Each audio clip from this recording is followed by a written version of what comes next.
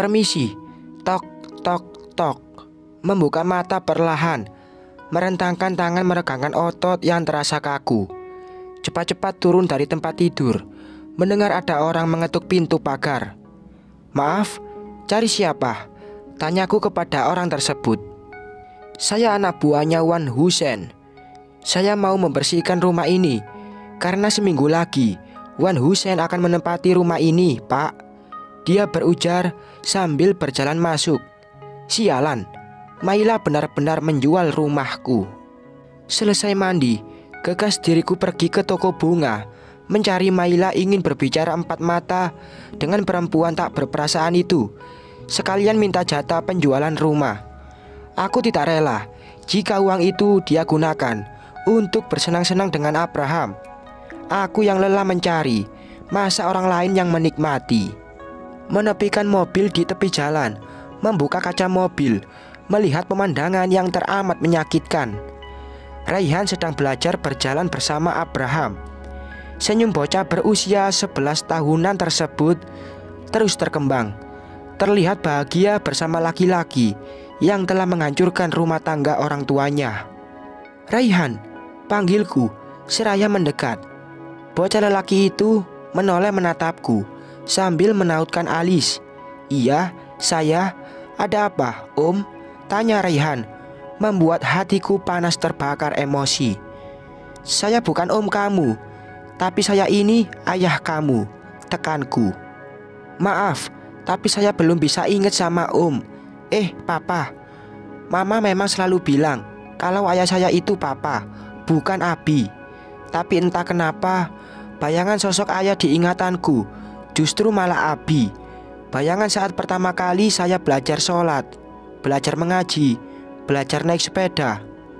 Semua yang ada di ingatan itu hanya abi. Makanya saya bingung pas mama bilang kalau papa, aku bukan Abi Azmi, tapi Papa Ibnu. Sebab dalam ingatan saya tentang papa itu gak ada sama sekali. Saya cuma melihat bayangan samar saat seorang laki-laki membuat mama menangis, mengusirku dari ruang kerjanya. Tapi wajah laki-laki itu tidak jelas. Tapi itu gak mungkin papa kan? Ungkapnya membuat hati ini mencelos seketika.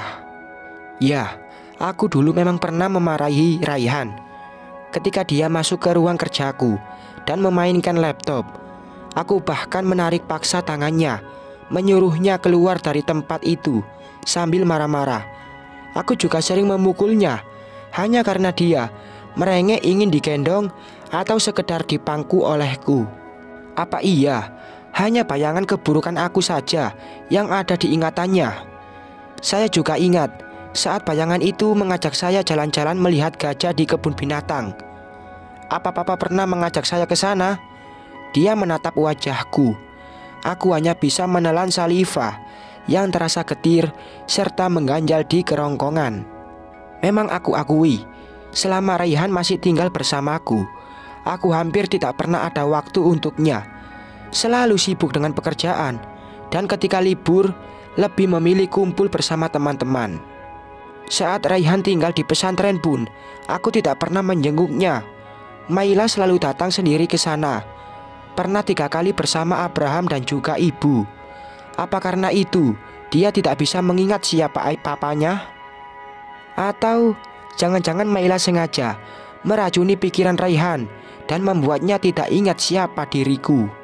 Ya Tuhan, jika memang Maila melakukannya, berarti dia begitu zalim kepadaku, juga sang putra. Sebab dia memisahkan 2 orang insan yang memiliki hubungan. Bahkan sampai kapanpun, Raihan akan selalu dinasabkan kepadaku, bukan kepada Gus Azmi yang dia anggap bapaknya. Ada perlu apa, Mas? Tanya Maila tanpa menatap wajahku. Mana uang hasil penjualan rumahku? Kamu jangan serakah, Maila, ucapku setengah berbisik. Tidak mau sampai Raihan tahu kebusukan ibunya. Uangnya aku tabung untuk masa depan Raihan nanti. Lagian, rumah itu sudah menjadi haknya Raihan. Kamu tidak bisa mengganggu gugat. Oke, kalau kamu tidak mau memberikan uang itu, berarti saya tidak akan menceraikan kamu juga. supaya status kamu gantung dan tidak ada satu orang pun yang bisa menikahi kamu. Ancam Mas Ibnu menatap menghunus maniku.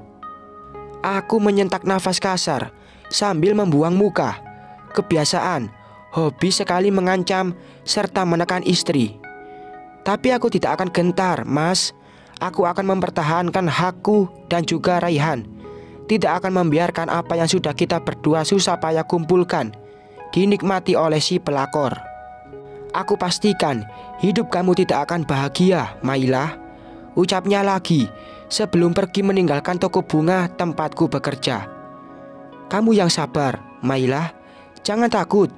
Abraham mendekat dan berdiri di sisiku. Aku mengangguk dan tersenyum. Aku akan selalu melindungi kamu dan juga Raihan, ucapnya lagi. Aku menoleh menatap wajah tampannya.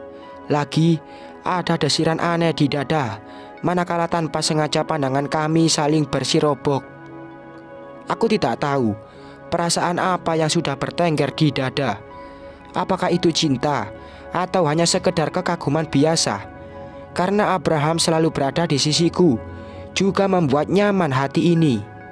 Mam, panggil Raihan, membuatku berjingkat kaget dan langsung memalingkan wajah. Ampuni hamba, ya Allah, karena hamba sudah tergoda bujuk rayu syaitan sehingga lupa dengan batasan norma agama dan berani bersitatap dengan lelaki yang bukan mahramku. Ayo kita masuk, ajakku, seraya mendorong kursi roda.